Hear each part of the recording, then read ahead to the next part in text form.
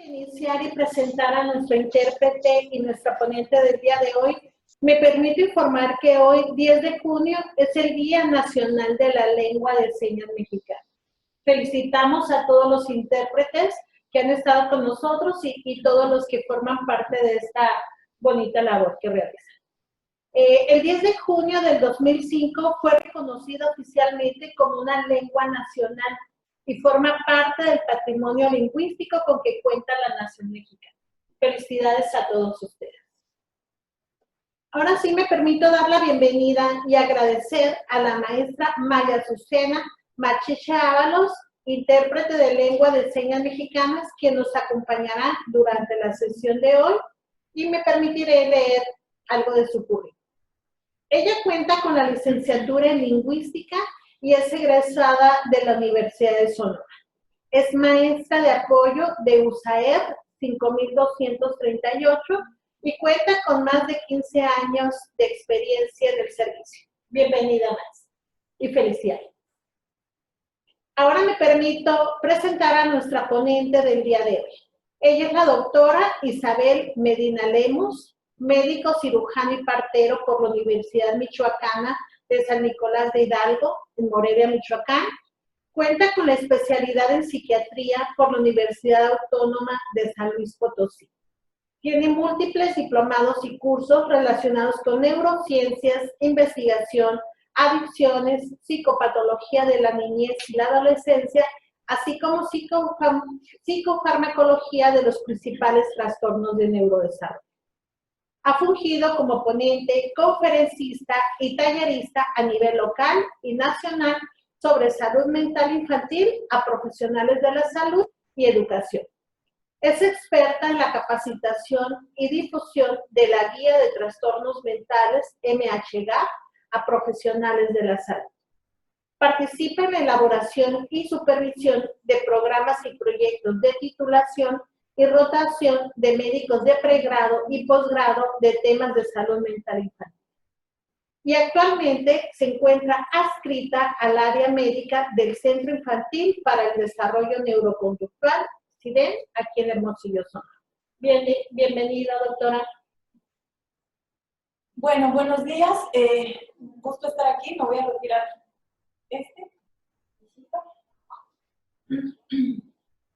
muchas gracias por haberme invitado a este tema. Como ya mencionó Paula, gracias Paula por la presentación.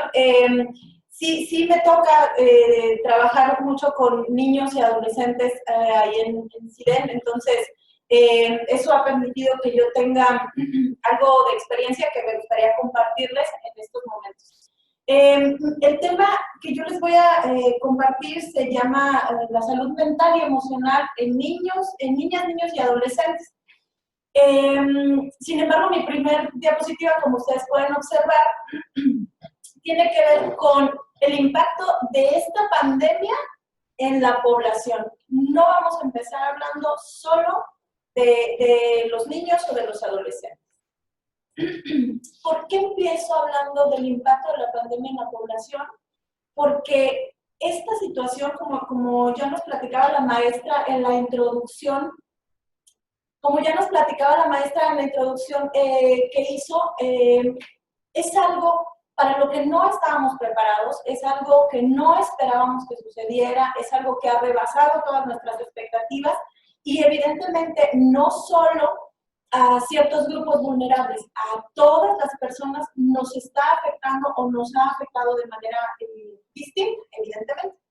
Algo de lo que hemos observado es el estado de ánimo de las personas. Todos hemos pasado por distintas etapas. Al inicio hubo quienes estaban contentos, optimistas, no veían cuáles cambios tenían que realizar en su estilo de vida, pensábamos que iba a ser algo más pasajero, unos 15 días. El único antecedente que teníamos era la influenza, que nos guardamos en nuestra casa 4 días, que de todos modos eran de vacaciones y se acabó. Pero conforme fue pasando el tiempo y conforme nos fuimos dando cuenta de que esta situación era mucho más seria de lo que pensábamos, pues evidentemente hubo personas que ya comenzaron a inquietarse, a estar desconcertados, temerosos, otros sí, con el ánimo bajo o decaídos por la situación. Y la ventaja de todo esto es que todas las personas somos diferentes y tenemos mecanismos diferentes. Entonces, así como había quienes empezaron muy bien de ánimo y luego fueron decayendo, hay también quienes empezaron al revés, quienes la pandemia los tomó por sorpresa, quienes no estaban listos para que les dijeran, para tu actividad y guárdate en tu casa, y lo tomaron inicialmente con mucha dificultad, y conforme pasó el tiempo, o conforme ha pasado el tiempo, ha mejorado para ellos esta situación, de manera que entonces el paso del tiempo les ha permitido irse adaptando a la situación, ir desarrollando o utilizando estas habilidades que todos tenemos para enfrentar la situación de una mejor manera. Otra cosa que ha influido de forma muy importante en lo que nosotros observamos es que comenzaron a circular informaciones falsas o a generarse en las redes sociales, que es una ventaja bien utilizado todo esto de la tecnología, como lo estamos viendo ahorita, como lo han visto ustedes a lo largo de este ciclo de conferencias, pero que mal utilizado también puede ser pues, un arma de doble filo, ¿no? ¿Por qué? Pues porque tenemos tanta inmediatez o acceso tan rápido a tanta información que es difícil a veces discernir cuál es la información que es adecuada, la información verídica, la información correcta o cuáles son las fuentes de información confiables. Entonces, como lo vemos aquí en la imagen, ¿no? Empezaron a circular videos o situaciones en donde la gente iba o va todavía al centro comercial y vaciaba los estantes de comida enlatada o de agua embotellada o de papel higiénico, o ciertas situaciones que no necesariamente todos entendíamos la lógica, pero que el miedo se apodera de las personas y entonces la mayoría o muchos de nosotros nos vimos inmersos en esa ola de temor y llegamos a ir al centro comercial, pues a comprar aunque fuera un paquete de papel de baño por si se acababa, ¿no? Entonces, toda esa situación influye mucho en el cómo estamos viviendo esto. Las personas, como les decía, empezamos ya manifestando preocupación, ansiedad, problemas para dormir, cambios de humor, a sentirse inseguros o de plano expresar y experimentar incertidumbre porque pues no sabíamos qué iba a pasar, cuándo esto va a terminar, qué va a suceder con los trabajos, etc. Insisto, a todas las personas nos ha afectado de forma distinta y todos nos encontramos en un momento diferente de este proceso, pero finalmente esto que les estoy mencionando es algo que nos es común a todos hemos pasado por ahí. Estas sensaciones y estas emociones que les menciono y muchas otras que a lo mejor no están aquí descritas, las hemos experimentado nosotros adultos y evidentemente también las han experimentado los niños en casa, los adolescentes, porque finalmente esto es algo que nos envuelve a todos. A ellos también les cambiaron completamente su rutina, ¿no? Los niños están acostumbrados a levantarse temprano, desayunar y decir que no quieren ir, pero finalmente ir a la escuela, pasar mucho tiempo, buena parte del día en la escuela y luego regresar a casa. Entonces para ellos la casa y la escuela tiene un sentido completamente distinto,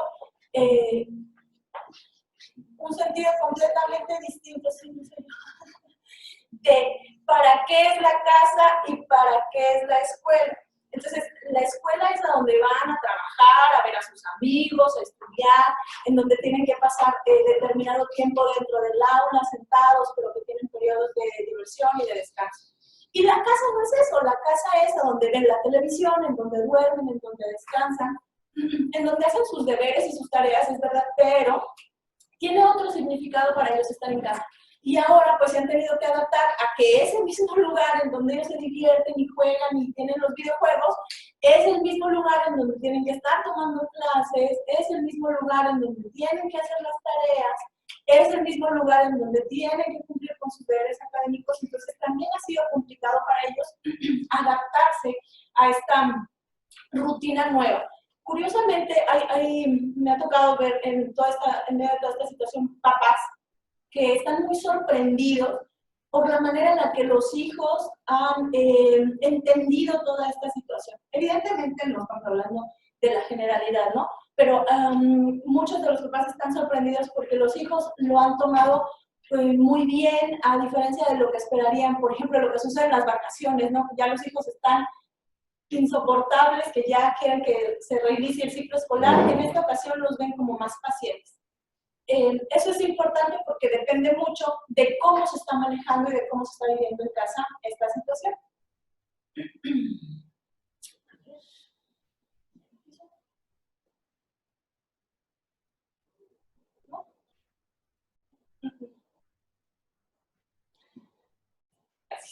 Entonces, todo esto que les menciono es porque todos los seres humanos, cada individuo, es un ser biopsicosocial. Es decir, a nivel de la comprensión, digamos, de psiquiatría, cada persona está compuesta o está integrada por estos tres componentes, que es la parte biológica, la parte psicológica y la parte social. Estos tres grupos de factores son los que nos conforman como seres humanos o nos conforman como individuos. Todos vamos a tener distintas características en cada una de las áreas, ¿no? Entonces, por ejemplo, en lo que corresponde a lo biológico, tratemos de verlo en lo general y en lo particular a nivel de esta situación de pandemia, ¿no? En lo biológico va a estar la genética, la herencia, todo lo que tiene que ver con a nivel familiar, con situaciones tanto de enfermedades como situaciones, factores protectores o situaciones benéficas, ¿no? En lo biológico también va a estar la edad, si soy menor de 5 años, si soy mayor de 60 años, si soy hombre, si soy mujer, si estoy embarazada, si tengo hipertensión, obesidad, diabetes. Todos estos factores que ahora, en la actualidad, han tomado muchísima relevancia, no porque antes no fueran importantes, sino porque eso ha impactado directamente en el riesgo que existe de contraer la enfermedad por coronavirus, que es el COVID-19.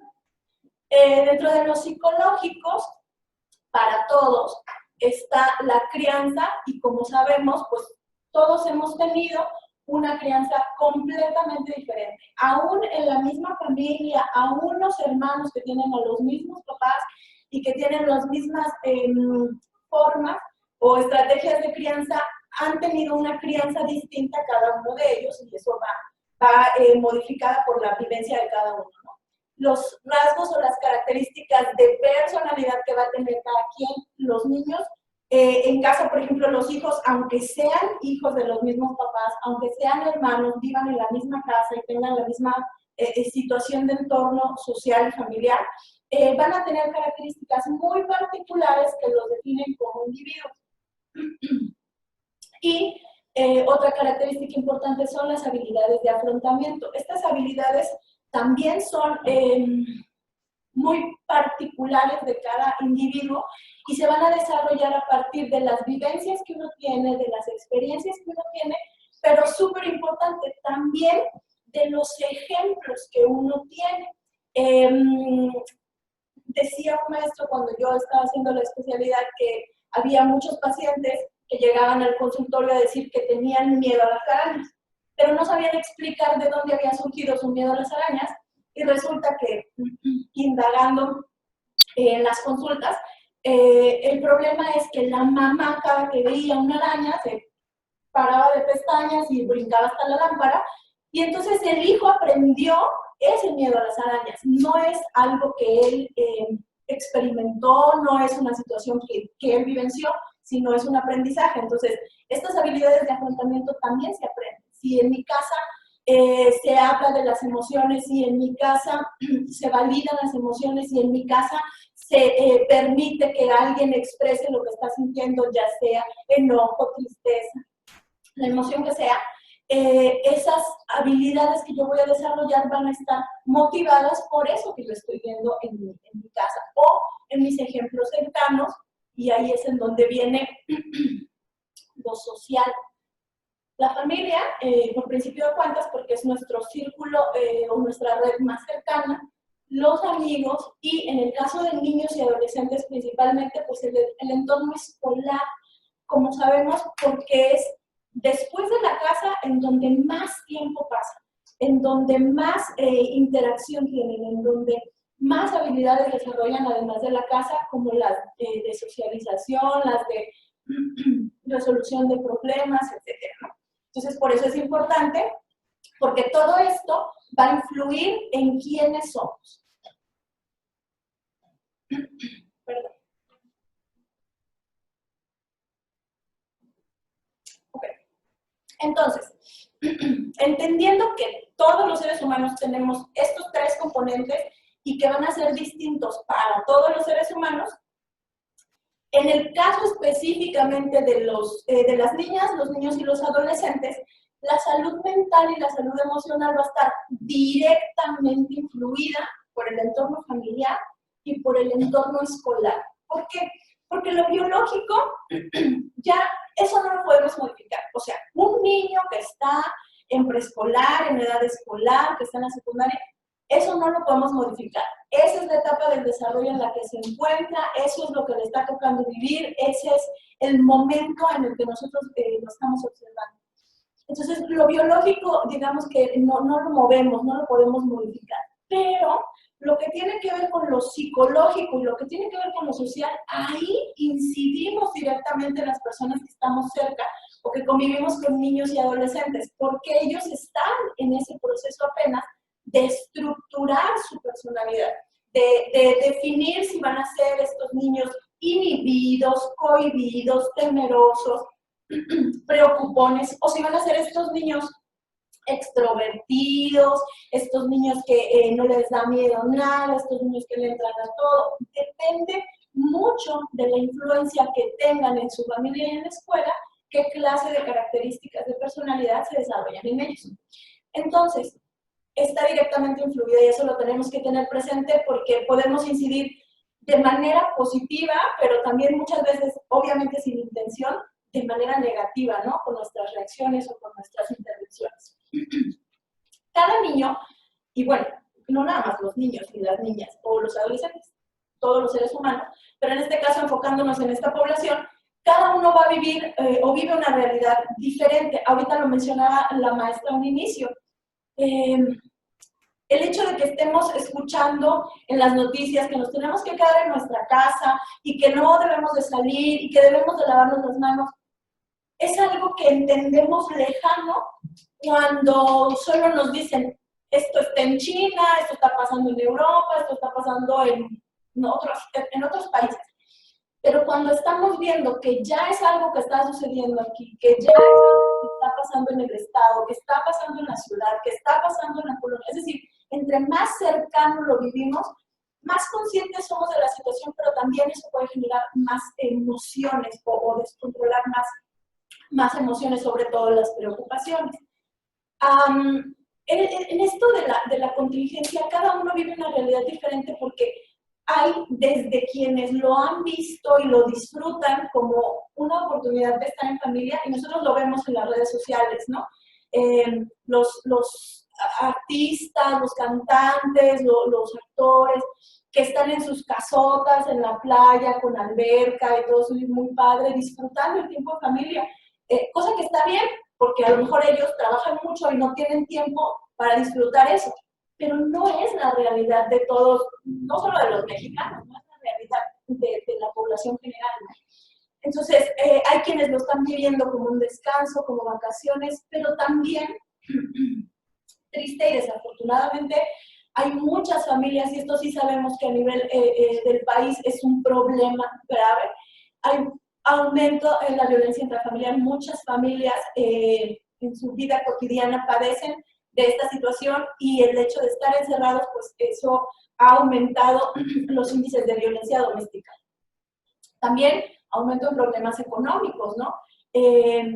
No todas las personas tenemos la fortuna de tener un sueldo seguro cada mes, cada quincena, cada semana. Hay muchísimas personas que viven al día, viven con lo que trabajan y ganan ese día. Entonces, si ese día no salen a trabajar, pues ese día no tienen para comer, ese día no tienen para conseguir lo básico, ¿no?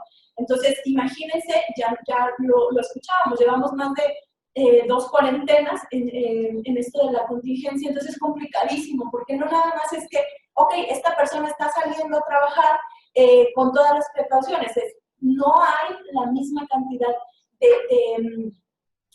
de comercio, no hay la misma cantidad de visitantes, no hay la misma movilidad, precisamente porque a todos se nos ha pedido que nos quedemos en nuestras casas. Entonces, eso es una situación que para muchos es la principal preocupación en medio de esta pandemia.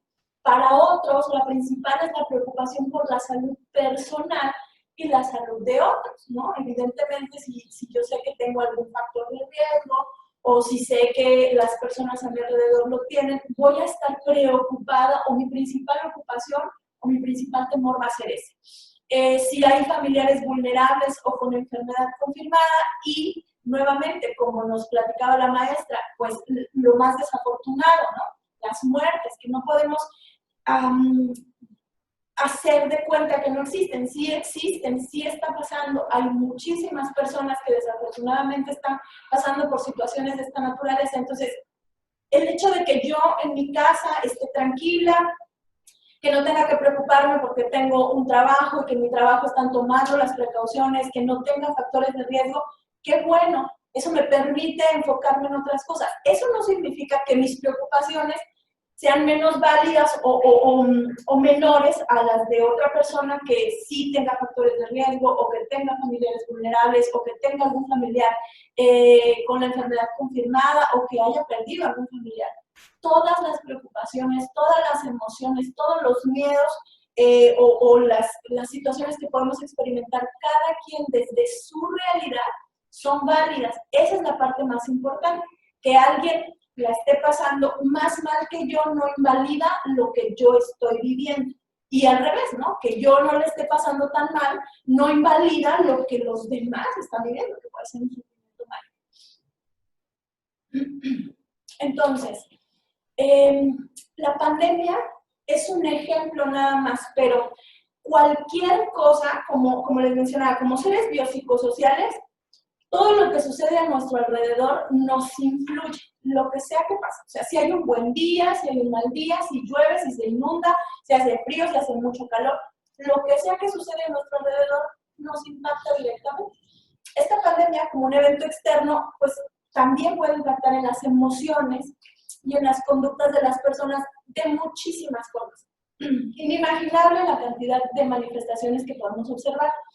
Las más comunes por el tema del que se trata, porque estamos hablando de un virus, estamos hablando del desarrollo de una enfermedad, estamos hablando de factores de riesgo, las más comunes son pues la presencia de síntomas de ansiedad, que es todo un tema la ansiedad, ¿no? Porque también tiene muchísimas distintas manifestaciones, pero lo vamos a englobar como síntomas de ansiedad y luego vamos a tratar de hablar un poco más detallado de qué se trata.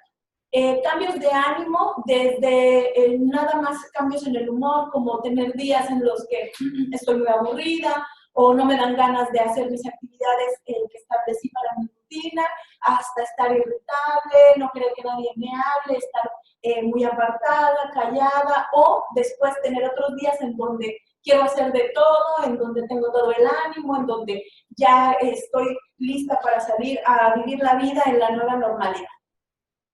Puede haber, evidentemente, alteraciones del sueño. Esto lo vemos también súper común en cada fin de ciclo escolar, ¿no? Cuando los chicos salen de vacaciones, se batalla muchísimo para que mantengan sus horarios regulares para dormir o para levantarse, y eso complica muchas otras cosas en la dinámica en la casa. Alteraciones en el apetito.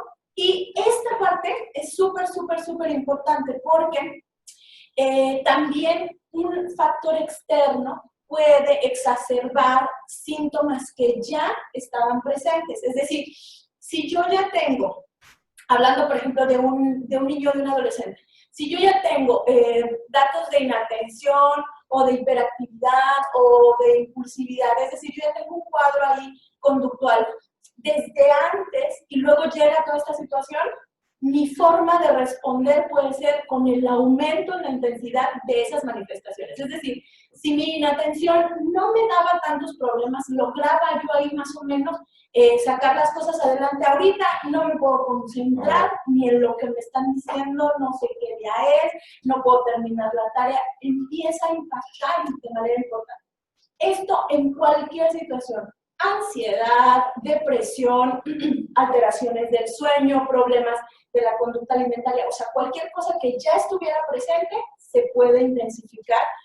También es posible que algo que no estuviera presente se puede desarrollar a partir de un evento externo, evidentemente sí, ¿no? Esta pandemia la podemos equiparar, por ejemplo, a desastres naturales como los temblores, como inundaciones y todo esto, ¿no? Ok, entonces, para saber cómo podemos apoyar a las niñas, los niños y los adolescentes, en este momento en donde para todos el mundo es un caos, en donde tenemos más preguntas que respuestas, en donde todo es incertidumbre, es importante tomar varias consideraciones. La primera es quitar de nuestra mente, y esto como papás, pero también como maestros, luego es bien difícil de hacer. Es importante quitarnos la idea de que se porta así porque me quiere manipular. O sea, como no quiere trabajar, entonces está haciendo esto para que yo haga caso, ¿no? Y es necesario que sepamos si de todo lo que yo les digo se quedan por lo menos con la idea de que los niños, las niñas y los adolescentes manifiestan o comunican lo que están sintiendo a través de sus conductas, con eso es suficiente para que ustedes puedan ir entendiendo qué está sucediendo y que no tiene nada que ver con hacerles la vida imposible. Entonces, a través de sus conductas nos comunican sus necesidades. Si una niña, niño o adolescente está asustado o ansioso, va a buscar cómo comunicarlo. Y como su lenguaje, su pensamiento todavía no es tan desarrollado como el de nosotros los adultos, yo le digo mucho a los papás que luego, cuando ya somos adultos, se nos olvida cuando fuimos niños o cuando fuimos adolescentes, en donde lo que necesitábamos era algo muy sencillo, muy lógico, pero ya que somos adultos se nos olvida que eso era lo que necesitábamos, ¿no? Entonces, los niños lo van a manifestar de formas conductuales, aumento o disminución de la actividad, es decir, niños hiperactivos, niños pasivos, que no se muevan, que no jueguen, niños irritables, en el juego, las cosas que juegan, cómo juegan, qué clase de juegos tienen, en el llanto o en la necesidad de estar siempre cerca de algún adulto. Y esto es importante, insisto, identificarlo porque en la manera en la que nosotros respondemos va a impactar directamente en el estado emocional de esos niños. La segunda consideración que hay que tener es, debemos entender qué está pasando en el cerebro de ese niño, de esa niña o de ese adolescente. Insisto, como sus conductas son una manera de hacernos saber una necesidad, yo debo de pensar, ¿qué está pensando? O sea, ¿qué está pensando que tiene esta conducta, que tiene este berrinche, que tiene este enojo, que tiene esta reacción? ¿Qué está sintiendo y qué necesita de mí? ¿Necesita de mí que le ponga límites? ¿Necesita de mí que lo escuche? ¿Necesita de mí que lo acompañe, que lo apoye? Es muy importante saber, porque como ya vimos, no todas las conductas traducen la misma necesidad, porque todos tenemos una realidad distinta. Ya sé que es complicado que cada maestro sepa la historia de vida detallada de cada uno de sus alumnos, pero seguramente sí de quienes muestren mayores dificultades a lo mejor o en la conducta o en el aprendizaje o en la relación con los compañeros, es a quienes ustedes van a poner como foco de atención y entonces eso les permitirá ir descubriendo de qué manera pueden apoyar. Afortunadamente también no todos los niños van a presentar alteraciones en su conducta o en sus emociones, porque en casa sí hay muchos niños también que están recibiendo lo que necesitan: apoyo, comprensión, cuidados, información, etc. Como les mencionaba, debido a la situación actual, que es un virus y que está relacionado con una enfermedad, lo que principalmente vamos a observar van a ser síntomas de ansiedad, no porque lo demás no se pueda presentar, pero lo más común ahora que vamos a observar o que podemos observar en los niños ahorita que están en casa y sobre todo cuando regresen, porque en algún momento acuérdense que esto va a terminar y en algún momento vamos a salir de nuestras casas y vamos a regresar, a lo mejor en una nueva normalidad, pero vamos a regresar a nuestras actividades. Entonces es importante el cómo vamos a regresar a nuestras actividades. Entonces, los niños pueden manifestar sensaciones y conductas como miedo a quedarse solo, miedo a la oscuridad, cambios repentinos de humor, disminución o aumento del apetito, incontinencia urinaria de día o de noche. Muchas manifestaciones en cuestiones de la conducta. Pero aquí me gustaría que además entendiéramos que no solo los niños van a tener estas manifestaciones de ansiedad. Si nosotros reconocemos que también estamos angustiados, preocupados, con incertidumbre, va a ser menos difícil entender lo que puede estarle pasando a un niño, ser empático con lo que puede estar experimentando un niño que nosotros identifiquemos. Entonces, eso nos va a ayudar a tener una mejor forma de reaccionar ante esta situación. Voy muy rapidísimo. Bueno, me gustan mucho las diapositivas, las 3 diapositivas que sirven porque, que siguen, me gustan mucho porque nos ayudan a entender que esto no es ajeno a nosotros, que esto no es algo que solo le toca al especialista, que solo le toca al psiquiatra, que solo le toca al psicólogo que se dedica a las emociones, sino que cualquier persona en cualquier circunstancia puede ayudar o puede apoyar o tener una intervención adecuada cuando alguien está atravesando emocionalmente por alguna situación difícil. Ok, entonces dice, ¿cómo podemos ayudarles? Lo primero es enfocar nuestra emoción.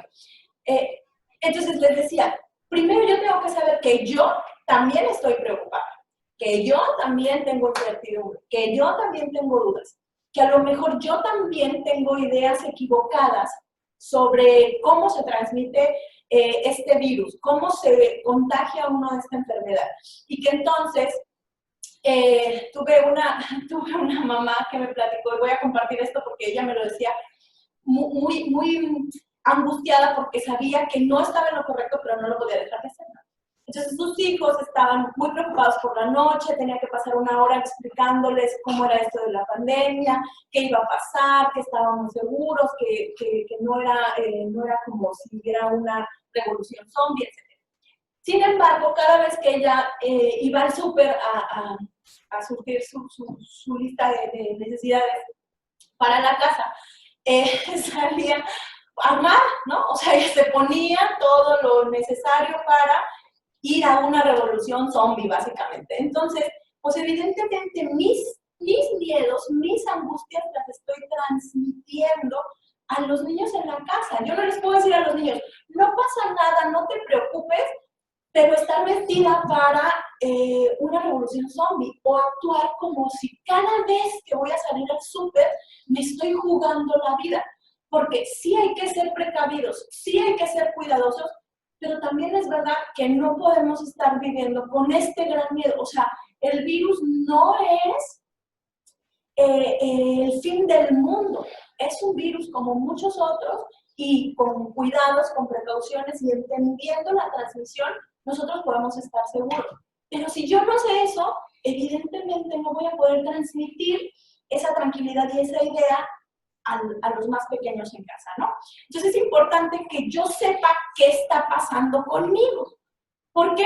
Porque si yo estoy nervioso, preocupado, irritable, y hay un niño que está teniendo determinada conducta o está haciendo determinadas cosas, esta conducta del niño activa sentimientos en mí.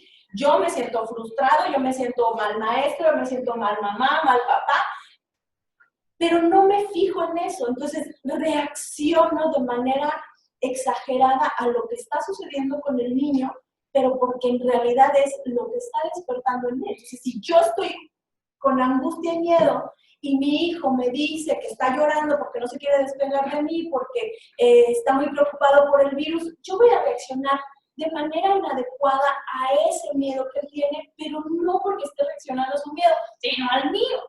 Entonces, es súper importante que todos en estos momentos aprovechemos todas estas pláticas, porque escuchaba yo, creo que de la semana pasada les dieron un montón de estrategias de respiración, de relajación para los niños. Pues sí, pero también sirven para los adultos. Les decía la psicóloga Carla en esa ocasión, primero tienen que probarlas ustedes para luego poder transmitírselas o utilizarlas con los demás. Pues eso es justo lo que tienen que hacer, no solo para ser expertos en utilizarlas, sino para que ustedes también son personas, seres humanos, y ya les dije, esto nos ha involucrado a todos y nos impacta a todos de manera distinta. Entonces, los maestros no están exentos de tener necesidad también de un acompañamiento en medio de esta situación. Entonces, siempre es bueno recordar y conectar con la niña o niño que fuimos y preguntarle, yo, cuando era niño, ¿qué hubiera sentido en este momento? ¿Qué hubiera pensado o qué necesitaría en este momento de un adulto? ¿Necesito un abrazo? ¿Necesito que me escuche? ¿Qué necesito? Eso es importante, insisto, porque nos da una pauta. Debemos estar muy claros en esto. Nosotros estamos rechazando la conducta, no la emoción. Si un niño está golpeando, si un niño está pataleando, si un niño está gritando, nosotros tenemos que rechazar esa conducta, no la razón por la que lo está haciendo. Si es porque está enojado, porque está triste, porque está frustrado. Está bien estar frustrado, está bien estar triste, está bien estar enojado. Yo también me he enojado y me he frustrado. Ustedes también, los aquí presentes también seguramente. Entonces las emociones son sanas. A veces las conductas son inadecuadas, ¿no? Entonces esto es súper común, muy común. Pasa en el consultorio ahí enfrente de nosotros muchas veces. Si les dices, no llores, les estás negando la posibilidad de que expresen lo que están sintiendo. Pero los niños, sobre todo los más pequeños, no tienen otra manera de explicar lo que están sintiendo. Entonces tienen que llorar, tienen que patalear, tienen que hacer una expresión conductual. Se puede intentar cambiar el no lo hagas por el entiendo que te da miedo, a mí también me daba miedo cuando era niño, entiendo que estés enojado, yo también a veces me enojo, entiendo que te sientas frustrado, yo también me frustro si no tengo lo que quiero, pero si estás frustrado, puedes frustrarte sin morder a los niños o sin aventar el zapato o sin romper el control de la televisión, ¿no? Es diferente, ahí le estoy diciendo, tu emoción es correcta y sana, pero tu conducta no es adecuada. Y es necesario también para nosotros, por eso me gustan estas estrategias, porque también aplican en adultos, explicar con palabras simples. Luego los adultos nos enredamos al dar una respuesta o al dar información a los niños, porque, insisto, se nos olvida, bueno, los maestros seguramente no, porque tienen muchísima más experiencia trabajando con niños, ¿no? Pero a la mayoría se nos olvida que los niños son niños, que esto no significa que sean muebles, ni que no se den cuenta de lo que pasa, ni que sean densos, ni nada. Significa que su pensamiento tiene un desarrollo distinto aún no alcanza el nivel de desarrollo de un adulto, el nivel de lógica, de raciocinio, etc. Entonces, hay que explicarles de acuerdo a ese nivel. Si yo les explico todo lo que yo he entendido de la pandemia, pues evidentemente los va a asustar porque ellos son más literales. Si yo les digo, es que te tienes que lavar las manos porque si no te enfermas, los niños entienden. Me tengo que lavar las manos porque si no me enfermo. Cuando nosotros sabemos que no es así, o sea, para enfermarme es porque eso que toqué es una superficie que tiene el virus y entonces yo no me lavo las manos y me toco la cara, los ojos, la boca, la nariz y entonces me enfermo. Pero si esa superficie que toqué no tiene el virus y yo me toco la cara, no me voy a enfermar. Pero luego nos metemos en esos embrollos a la hora de estarles explicando. Entonces es importante dar información clara, concreta, sencilla, de acuerdo a la capacidad de entender del nivel o la etapa de desarrollo de cada niño. Con los adolescentes es muy interesante porque a los papás, yo hablo de los papás porque es con quienes más trabajo ahí en CIDE, pero evidentemente los maestros, además de ser maestros, también muchos son papás, ¿no?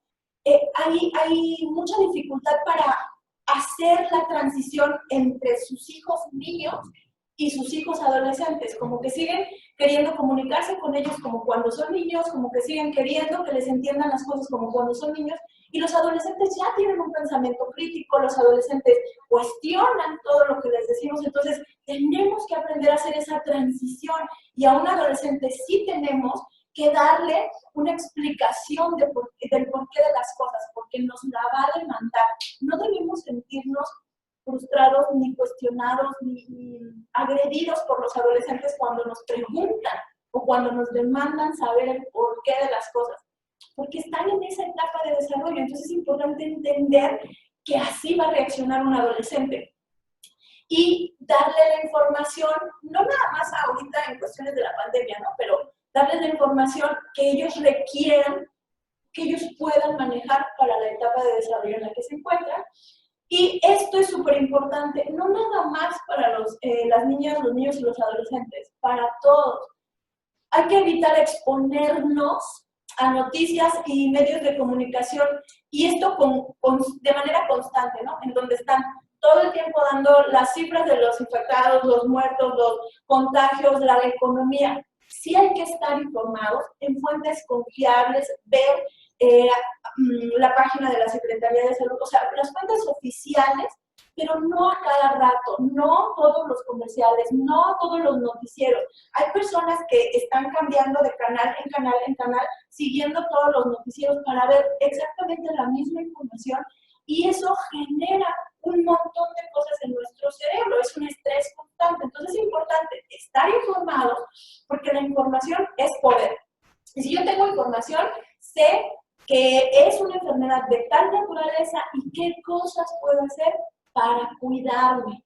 No está en el aire para que si yo salgo está listo para capturarme. No pasa así, pero necesitamos estar informados. Entonces, la información oficial, las fuentes confiables y solo la necesaria. Insisto, si son niños pequeños, no solo con la pandemia, los niños pequeños no deberían estar viendo los noticieros están llenos de violencia, están llenos de noticias terribles. ¿Qué es la realidad? Sí, sí es la realidad, pero esa realidad no es todavía bien interpretada y bien comprendida por los niños más pequeños. Entonces, podemos hablarles de la realidad en el mundo, pero no lo tienen que ver de los noticieros, lo tienen que saber de nosotros, que vamos a saber cómo explicarse.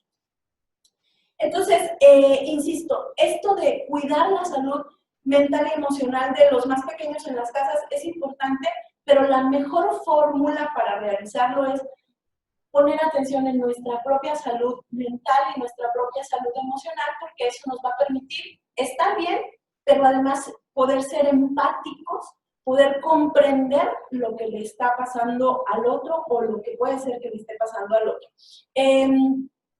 Y creo que esa es la última. Y ya no cambia a mi bonita foto de despedida. Bueno, pues